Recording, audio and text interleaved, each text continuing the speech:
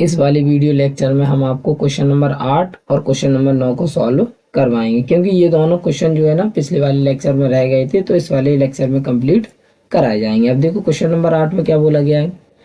Question number 8 में बोल रहे हैं कि ऊंचाई 2.4 सेंटीमीटर और व्यास 1.4 सेंटीमीटर वाले एक ठोस बेलन में से इसी ऊंचाई और इसी व्यास का एक शंक्वाकार खोल काट लिया जाता है। शेष बचे ठोस का निकटतम वर्ग सेंटीमीटर तक पृष्ठीय क्षेत्रफल ज्ञात कीजिए। यानी इन्होंने क्या किया है, एक बेलन लिया है, जैसे मान लो ये आपका बेलन है इस टाइप का, और इसमें से इन्होंने शंक्वाकार भाग जो है ना खोल काट लिया है इस तरीके का। देखना इस तरीके का काट लिया है, जैसे ये आपका शंकु बन गया है।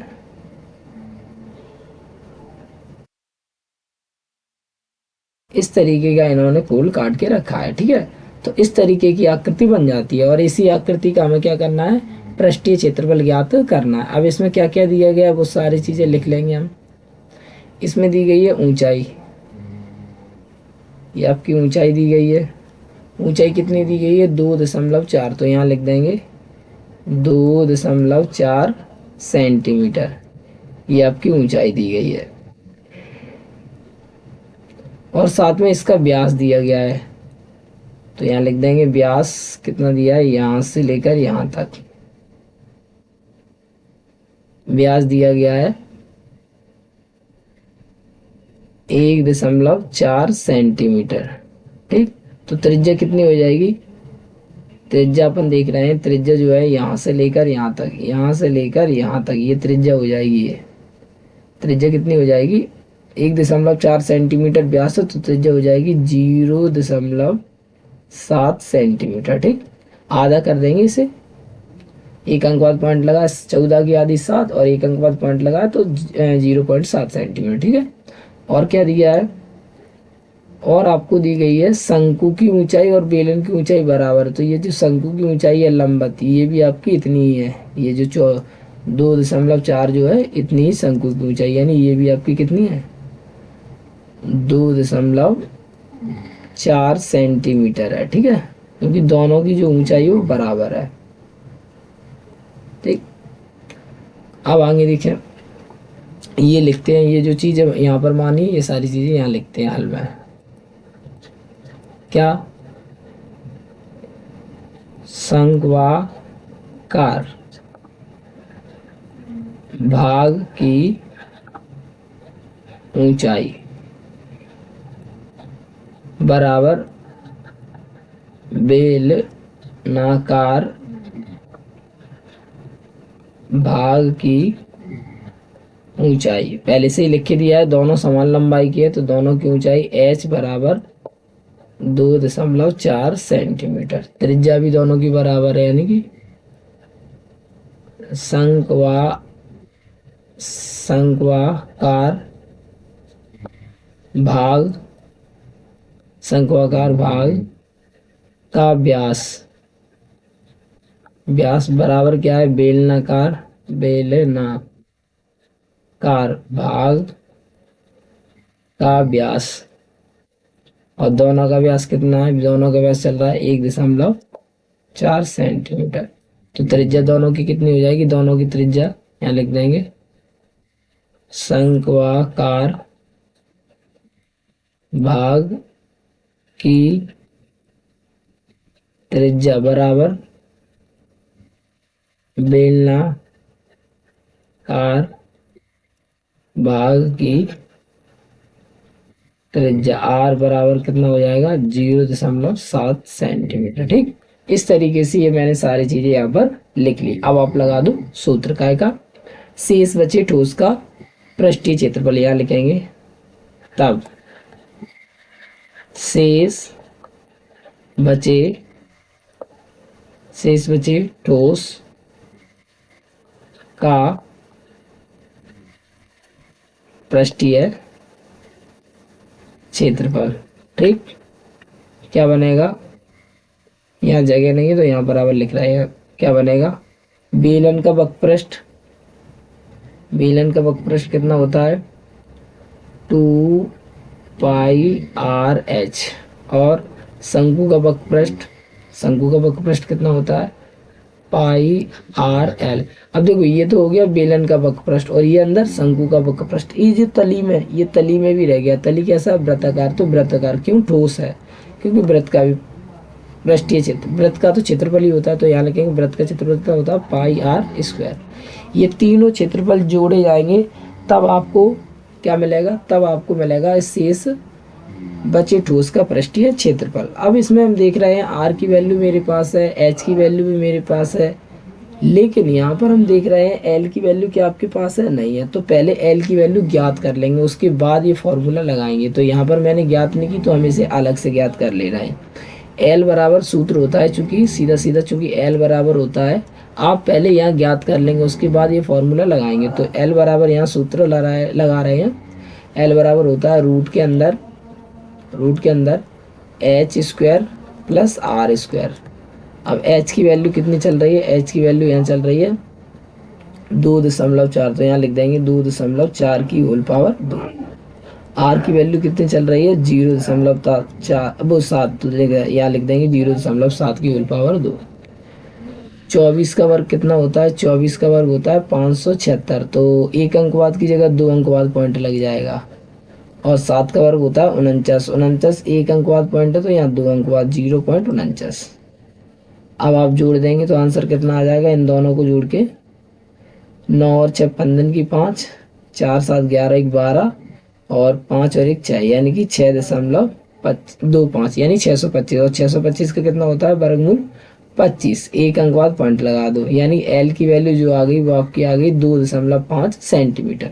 तो इस तरीके से आपको एल की वैल्यू भी ज्ञात हो गई। अब आप ये वैल्यू रख देंगे इसमें और आंसर आ जाएगा। देखते हैं, तो हमने यहाँ पर देखा पाई आर सभी में आ रहा है, तो पाई आर कॉमन ले लो, पाई आर पहले कॉमन ले लो। ब्रैकेट में क्या बचेगा 2h, यहाँ ब्रैकेट में क्या बचेगा l, यहाँ ब्रैकेट में क्या बचेगा r। अब वैल्यू लगा दो, पाई का मान 22/7, r का मान कितना है 0.7, दूसरे ब्रैकेट में 2 गुणा h का मान कितना है 2.4 प्लस l का मान कितना है 2.5 प्लस r का मान कितना है 0.7।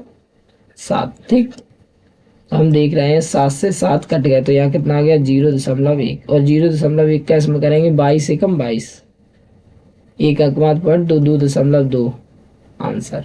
और यहाँ पर कितना आंसर बनेगा 24 का गुणा इसमें करेंगे 24 दूनी 48, एक अंकवाद पॉइंट है तो 4.8, 24 दूनी 48, यहाँ कितना हो जाएगा 4.8। ठीक, एक अंकवाद पॉइंट है। और यहाँ कितना चल रहा है 25 में 7 जोड़ देंगे तो कितना आ जाएगा 3.2। ठीक है, यानी 25 7 32, एक अंकवाद पॉइंट है तो 3.2 हो जाएगा। अब 2.2 वैसा के वैसा ही इनको जोड़ेंगे तो कितना बन रहा है 32 में 48 जोड़ेंगे तो हो रहे हैं 50, 3 80, यानी कि 80 8.0, एक अंकवाद पॉइंट भी तो चल रहा है। अब आप गुणा कर दो, इस पॉइंट से 0 की कोई वैल्यू नहीं है तो यहाँ हटा दो। ठीक है, सीधा डायरेक्ट, तो सीधा सीधा अपन क्या कहेंगे 4.8 को 3.2 के साथ जोड़ेंगे तो आपके 8 बन जाएंगे, और 8 का इसमें गुणा, 8 दूनी 16, 16 की 6, हासिल लगी 1, 8 दूनी 16, 16 और 1 17, एक अंकवाद पॉइंट है तो ये लगा दिया पॉइंट। तो इस तरीके से हम देख रहे हैं आपका आंसर कितना आ रहा है 17.6 सेंटीमीटर स्क्वायर। लेकिन इसमें क्या पूछा है निकटतम सेंटीमीटर में, तो यहाँ जी 17.6 किसके निकटतम है 18 के, तो यहाँ लिख देंगे 18 सेंटीमीटर स्क्वायर। तो इस तरीके से हमें ज्ञात होता है जो शेष बचे ठोस का पृष्ठीय क्षेत्रफल है वो कितना आ गया 18 सेंटीमीटर स्क्वायर। ठीक, इस तरीके से ये आंसर प्राप्त होता है। आगे देखिए अगला सवाल। अगले सवाल में क्या बोला गया है, अगला सवाल 9 है, और 9 नंबर के सवाल में बोल रहे हैं कि लकड़ी के एक ठोस बेलन के प्रत्येक सिरे पर एक अर्धगोला खोदकर निकालते हुए, देखो ये बना रहे हैं, एक वस्तु बनाई गई है जैसा कि आकृति 12.11 में दर्शाया गया, यानी 12.11 में दर्शाया गया। यदि बेलन की ऊंचाई 10 सेंटीमीटर, यानी इसकी जो ऊंचाई है वो 10 सेंटीमीटर है, और आधार की त्रिज्या 3.5 सेंटीमीटर, तो इस वस्तु का संपूर्ण पृष्ठीय क्षेत्रफल ज्ञात कीजिए। यानी कि हमें क्या करना है, ये जो वस्तु बन रही है इसका संपूर्ण पृष्ठीय क्षेत्रफल ज्ञात करना। अब कैसे ज्ञात करेंगे, इसमें हम देख रहे हैं एक बेलन बन रहा है, तो बेलन का वक्रपृष्ठ लगाएंगे और बेलन का वक्रपृष्ठ कितना होता है 2πr/h। और दो अर्धगोले चल रहे हैं तो अर्धगोले का कितना होता है, एक का होता है 2πr², दूसरे का भी कितना होता है 2πr²। और इन सबको जोड़ देंगे तो ये पूरी वस्तु का हमें वक्रपृष्ठीय क्षेत्रफल ज्ञात हो जाएगा। अब हम आपको करके बताते हैं। देखें, सबसे पहले तो हमने लिखा क्या दिया है, क्या दिया है, बेलनाकार भाग की ऊंचाई, बेलनाकार भाग की ऊंचाई h बराबर कितनी दे रहे हैं, h बराबर आपको दे रहे हैं यहाँ पर 10 सेंटीमीटर, तो यहाँ 10 सेंटीमीटर। और त्रिज्या कितने दे रहे हैं, बेलनाकार भाग एवं अर्धगोलाकार भाग दोनों की त्रिज्याएं समान है, तो यहाँ सीधा सीधा लिख दो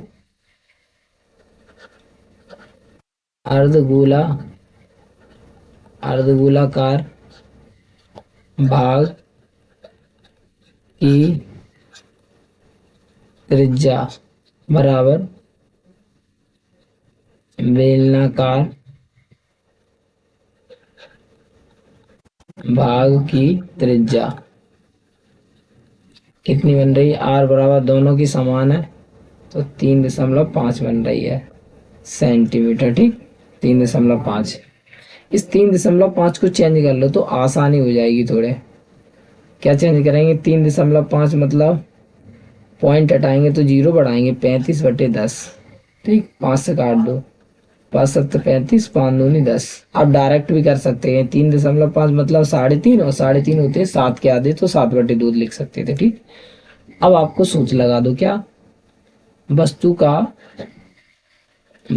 का कौन सा संपूर्ण पृष्ठीय क्षेत्रफल, संपूर्ण पृष्ठीय क्षेत्रफल। ठीक, तो वस्तु में कितनी आकृति है, दो तो अर्धगोले लगे हैं, अर्धगोले का कितना होता है 2πr²। अब 2 लगे हैं तो 2 का गुणा कर दो, इधर 2 का इसमें गुणा हो जाएगा, प्लस बेलन का वक्रपृष्ठ कितना होता है 2πr/h, तो 2πr/h। ठीक, अब वैल्यू पुट कर दो, 2 का 2 में गुणा करेंगे तो कितना हो जाएगा 4, पाई का मान 22/7 और आर की वैल्यू कितनी है 7/2, तो 7/2 की होल पावर 2 प्लस 2 गुणा में पाई का मान 22/7, आर की वैल्यू कितनी हो जाएगी 7/2 गुणा में एच की वैल्यू 10। सॉल्व कर लो, इस 2 से ये 2 कैंसिल, 7 से ये 7 कैंसिल, और यहाँ पर देखो 22 चौका 88, यहाँ हो गया 88/7। यहाँ 2 पावर है तो 2 बार लिख लो, 7/2 गुणा में 7/2 प्लस ये 10 है, ये 22 है, 22 दम में कितने होते हैं 220। ठीक, अब हम देख रहे हैं ये 7 से ये 7 कैंसिल, 2 का भाग इसमें दिया कितने हो गए 44, फिर 2 से ये 44 काटते हैं कितने हो गए 22। तो इस तरीके से हम देख रहे हैं हमें कितना मिल रहा है 22 गुणा 7, तो 22 का इस 7 में गुणा कर देंगे, इस वाले 7 में, और ये 22 में 22 7 154, तो यहाँ लिख देंगे 154, और यहाँ कितना चल रहा है 220। अब दोनों को जोड़ देंगे तो कितना हो रहा है 0 4 4, 2 और 5 7, 2 और 1 3, यानी कि 374 सेंटीमीटर स्क्वायर। ठीक है, यानी कि जो वस्तु बनी है इसका संपूर्ण पृष्ठीय क्षेत्रफल आया है वो कितना आया है 374 सेंटीमीटर स्क्वायर। तो इस तरीके से आपका ये क्वेश्चन सॉल्व होता है। ठीक।